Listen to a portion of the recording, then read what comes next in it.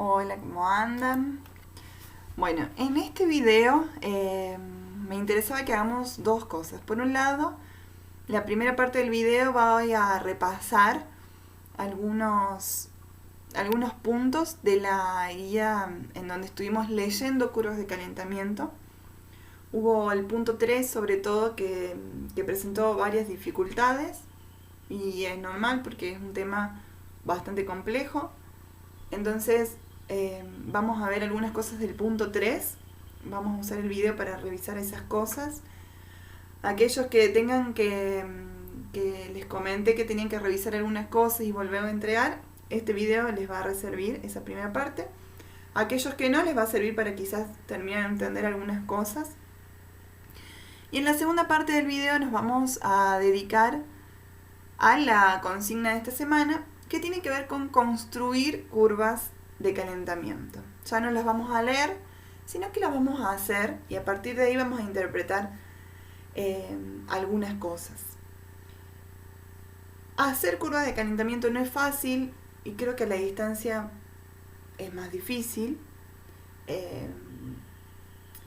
Entonces vamos a intentar a ver qué sale. Dudé en si íbamos a trabajar en la creación y construcción de curvas de calentamiento o no, o lo íbamos a dejar por el momento. Pero me pareció importante intentarlo porque considero que al hacer y al construir y al organizar los datos nosotros en una curva, hay un montón de cosas de la lectura también que le vamos a ir entendiendo mucho más en el hacer. Vamos a ver qué sale, ¿sí? Entonces, algunas cosas que me parece importante que podamos ver de la presentación anterior. Acá. Es la actividad del punto 3, que era la actividad propuesta del libro. La consigna empezaba así. Dice, observa el siguiente gráfico que corresponde a un material que se encuentra inicialmente en estado sólido. Hay algo de esta consigna inicial que me dice, que me indica que la sustancia, el material se encontraba en estado sólido y que es muy importante. Sin este dato no puedo analizar la curva, no sé desde dónde partí. Entonces siempre este dato tiene que estar y le tengo que prestar atención. Es lo que me va a permitir analizar la curva. ¿Por qué? Yo sé que si parto en el minuto 0, parto de estado sólido, o sea, en el minuto 0, acá la sustancia va a estar en estado sólido. Eso es lo que me dice ese dato súper importante. Y otra cosa que me gustaría... no, vamos al próximo. Está acá. La primera pregunta, la consigna que se les proponía, era qué cambios de estado se encuentran representados en este gráfico de temperatura en función del tiempo. Y además les preguntaba si son cambios progresivos o son regresivos y tenían que justificar la respuesta. No hubo tantos problemas con esto, pero lo que vamos a empezar a hacer es analizar el gráfico para después responder todas las preguntas. Porque a mí lo primero que se me ocurre preguntarme es cómo es que me doy cuenta que hay cambios de estado en la curva y cuáles son esos cambios de estado, cómo los identifico. Entonces, allá habíamos visto que tenemos acá la temperatura y acá el tiempo. Y esta línea estaba construida con la unión de estas dos variables. En el minuto 0, que va a ser acá, sabíamos que el material estaba en estado sólido. ¿Qué sucede? Lo empiezo a calentar, la temperatura claramente empieza a subir hasta que lo sigo calentando y el tiempo sigue pasando, pero la temperatura no sube. Llega un momento en que sigo calentando de igual manera y la temperatura de nuevo empieza a subir. Hasta que de nuevo sucede que por más que la caliente, la temperatura se mantiene constante y luego después vuelve a subir. ¿Por qué? ¿Qué es esto que está acá? ¿Y qué significa? Le habíamos dado el nombre de mesetas, que significaba que a medida que avanzaba el tiempo, la temperatura se mantenía constante. Habíamos visto que en la meseta lo que sucedía eran los cambios de estado. Si yo sé que acá partí de estado sólido, aumenté la temperatura, lo que va a estar sucediendo acá es la fusión de la sustancia, se está fundiendo, es decir, está pasando de sólido a líquido. ¿Y por qué acá no aumenta la temperatura? Porque este es el momento en el que se está produciendo el cambio de estado. Este es el punto de fusión, es decir, la temperatura a la que esta sustancia pasa de sólido a líquido. Y en este momento, mientras suceda el cambio de estado, van a estar conviviendo acá el sólido y el líquido. Habíamos dicho también que el punto de fusión, por ejemplo, era la máxima temperatura a la que podemos encontrar un sólido. Si acá está sólido, esta es la máxima temperatura a la que puedo encontrar un sólido. Y la mínima a la que puedo encontrar un líquido. Acá el material estará líquido. Entonces la mínima temperatura a la que puedo encontrar un líquido es el punto de fusión. Y este será el punto de ebullición, es decir, donde está pasando de líquido a gaseoso. Y en este momento estarán conviviendo el líquido y el gas. ¿Sí? Ahora, las pendientes, ¿qué representan? Ya lo venimos diciendo, pero para que quede claro. Entonces, acá tengo sólido, acá se produce un cambio de estado, acá tengo solo líquido, acá se produce un cambio de estado y acá tengo solo gaseoso. Mientras se produce, como veníamos diciendo, el cambio de estado, que lo tengo representado por una meseta, porque por más que entregue calor la temperatura no sube, están conviviendo sólido y líquido en este caso, que es el punto de fusión. Hasta que todo el sólido no se transforme en líquido, la temperatura no puede seguir aumentando. ¿Por qué? Porque no hay un sólido a mayor temperatura que su punto de fusión. Lo mismo sucede acá. La segunda pregunta que tenía era, ¿cuáles son las temperaturas a las que se producen esos cambios de estado?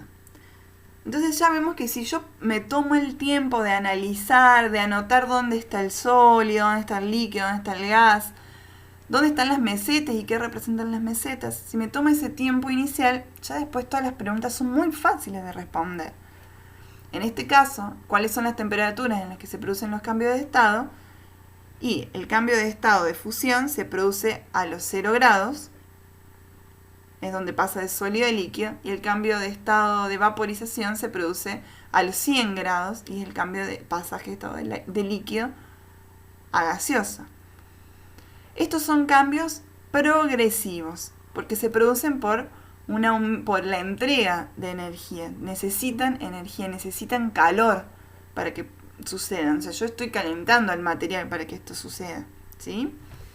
Si fuese regresivo, empezaría desde acá y la temperatura bajaría. Sería al revés. No hemos visto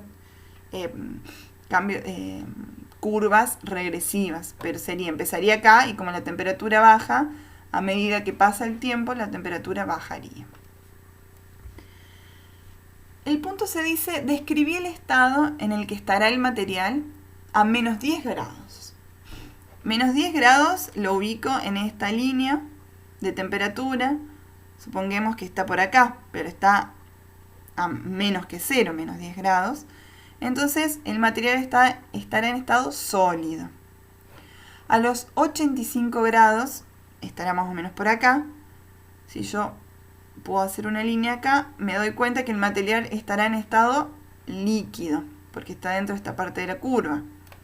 Y a 102 grados, un poquito por encima de 100, el material ya estará en estado gaseoso.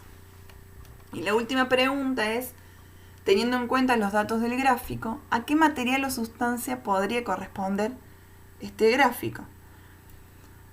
Uno podría preguntarse cómo sabe uno eso. El tema es que, como hemos visto también, el punto de fusión y de ebullición en condiciones normales de presión son característicos de cada sustancia, es decir, cada sustancia tiene su punto de fusión y su punto de ebullición. No todos tienen el mismo punto. No todos pasan de sólido a líquido a la misma temperatura, ni de líquido a gaseoso a la misma temperatura.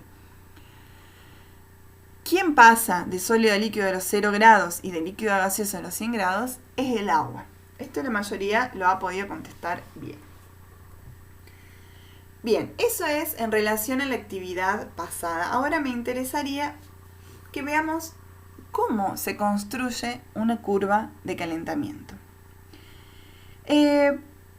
Y en el ejemplo que les voy a dar es similar al que vamos a ver en la consigna que tienen que hacer ustedes, pero bueno, no son los mismos datos ni son las mismas preguntas. Pero me parece importante poder mostrarles un ejemplo de cómo se hace. Para imaginarnos cómo obtenemos los datos para construir una curva, en este caso necesitamos determinar, esta es nuestra consigna, necesitamos determinar el punto de ebullición de la acetona. Para eso partimos de acetona líquida. Imaginémonos qué es esto. Es acetona líquida, temperatura ambiente. Lo ponemos a calentar. Este es un mechero de Bunsen con el trípode y la malla de amianto. Y el termómetro. Entonces, como me dicen que tengo que determinar el punto de ebullición de la acetona, lo que voy a hacer es calentar la acetona y ver cuándo se llega a la meseta. Ese es el objetivo. Para eso lo pongo a calentar la acetona con un termómetro, voy midiendo a medida que pasa el tiempo y la temperatura. Obtengo estos datos.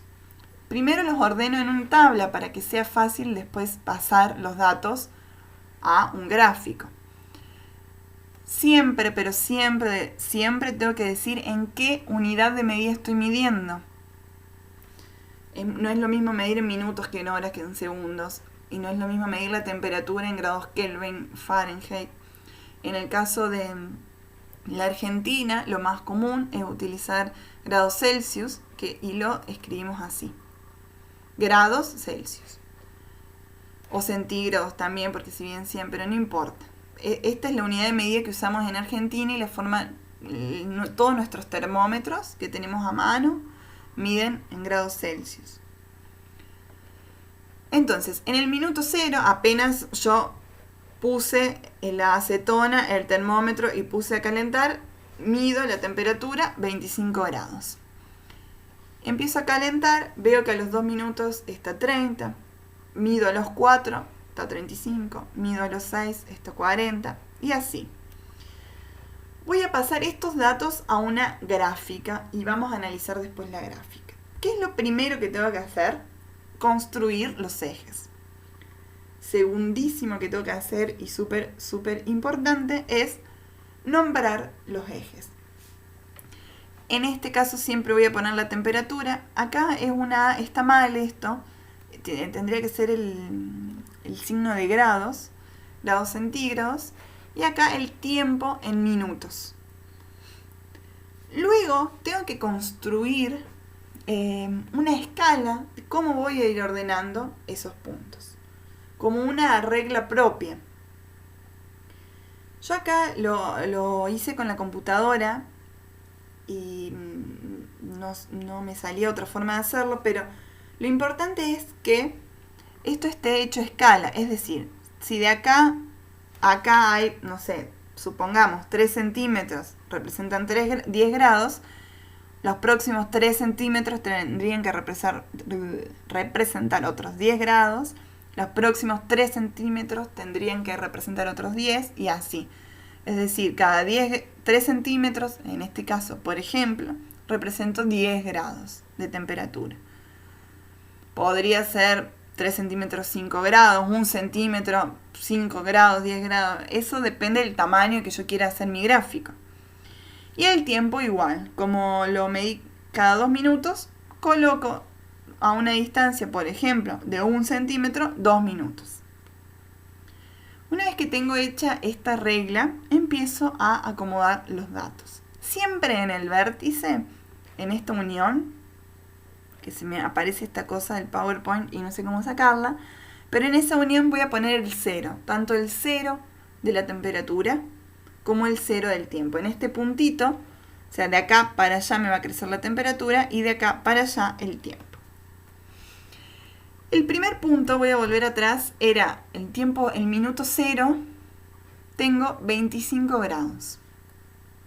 La temperatura que me dieron, 25 grados. Entonces, en el tiempo 0, fíjense en el tiempo este, acá está el 0, la temperatura era de 25 grados. Mi primer punto.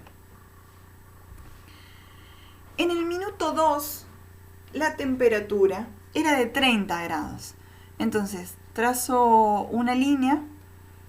Esta línea es solo para poder ubicar y guiarme, no es parte del gráfico, simplemente es para poder marcar el próximo punto. En el minuto 2, 30 grados. En la unión de esos dos puntos, marco mi segundo puntito, mi segundo dato que medí en el laboratorio. En el punto 4 son 35 grados.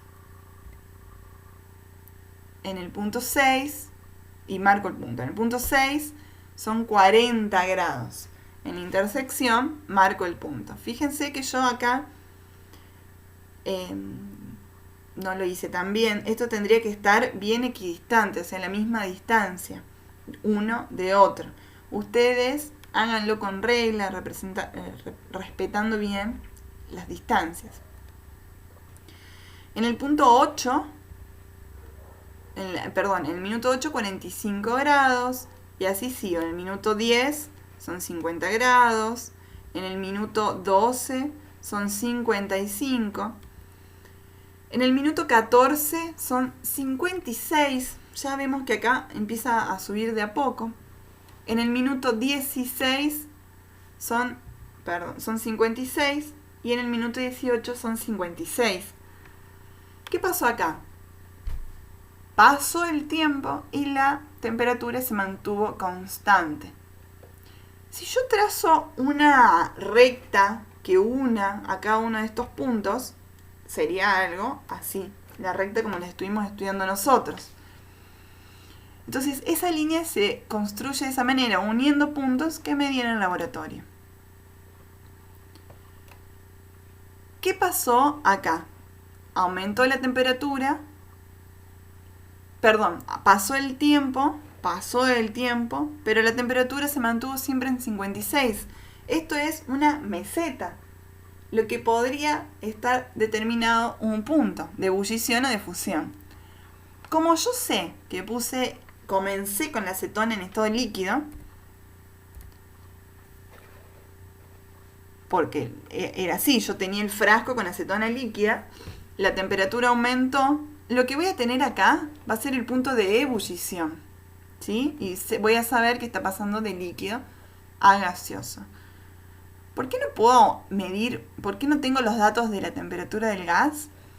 Porque esto en el laboratorio común, en el laboratorio, por ejemplo, de la escuela, no tenemos material para medir la temperatura de un gas. Es bastante difícil, porque el gas se esparce, se pierde. Tendríamos que tener un recipiente, poder colectar ese gas en un recipiente y demás para poder medirlo. Como no lo tenemos, vamos a llegar hasta medir la temperatura del líquido donde se produce la ebullición. ¿Qué va a estar pasando acá? Va a estar hirviendo la acetona y se va a estar transformando en gas hasta que desaparezca todo el líquido. Es decir, la temperatura del líquido no va a aumentar a más de su punto de ebullición. Algo interesante del armado de esta línea es que yo puedo determinar, por ejemplo, si quisiera medir la temperatura en que estuvo a los 7 grados, a los 7 minutos, que no la medí, pero la podría predecir teniendo esta curva. A los 7 minutos la temperatura segura que fue entre 40 y 45. ¿Sí? Me sirve también entonces una línea construida a partir de puntos que yo medí en el laboratorio para hacer predicciones. Bien, eso era lo que les quería explicar y cómo se construye una curva. Espero que les sea útil. La consigna que tienen ustedes va a estar cargada en el aula virtual, pero me interesa mostrarles una cosa, porque lo que vamos a hacer es compartir a la curva la vamos a hacer a mano en una hoja, porque aquel que le salga en la computadora la hace en la compu, no hay problema. Pero también está la posibilidad de hacerla a mano, con colores que se vean, que se entiendan. Le van a sacar una foto y la vamos a compartir en un foro. Todos, esta vez lo vamos a hacer individualmente. La idea de poder compartirla en el foro es que yo les voy a ir haciendo las correcciones, pero también ustedes, además de preguntarme a mí, le pueden preguntar quizás al compañero que a lo mejor le salió más fácil, cómo lo hizo, que les explique algo. O quizás al que le salió fácil y ve que a otro no le está saliendo, le puede decir, mira, fíjate acá. Entonces vamos a tratar de ayudarnos entre todos a construir la curva de calentamiento.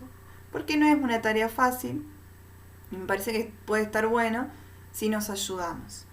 ¿Cómo comparten una foto en el foro? Miren, voy a ir acá al aula virtual. Bien, este va a ser el foro. Si dice foro, construimos curvas de calentamiento. Dice no mostrado a ustedes porque lo estoy preparando todavía.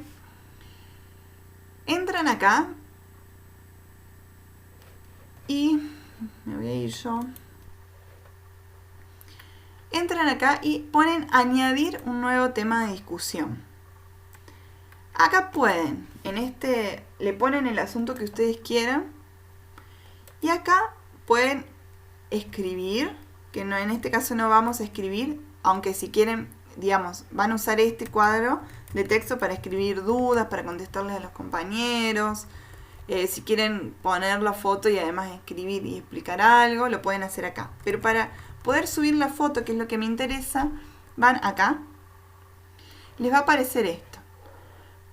Para buscar una foto que tengan en su computadora, buscan buscar o cargar una imagen, seleccionar un archivo y acá lo lleva a su computadora. Buscan la imagen donde la tengan, ponen abrir y se les va a abrir la computadora. Ponen subir este archivo y se les va a abrir la imagen. Entonces, a añadir un nuevo tema, esto ponen el título que ustedes quieran, pueden escribir y además agregar una foto en este icono. Una vez que tengan la foto y escrito lo que ustedes quieran, enviar al foro y se va a aparecer. Lo bueno del foro es entonces que todos nos podemos ver y leer. Entonces el objetivo es que nos podamos ayudar entre todos. Si alguien quiere contestar a algún compañero, ayudarlo a algún compañero, decirle lo que está bien o preguntarle cómo hizo lo que hizo, lo vamos a hacer desde el foro. Esta actividad la vamos a hacer más o menos entre todos. Es decir, cada uno sube su curva, pero entre todos nos vamos a ayudar. Bueno, espero que les vaya bien. Mucha suerte. Un abrazo grande.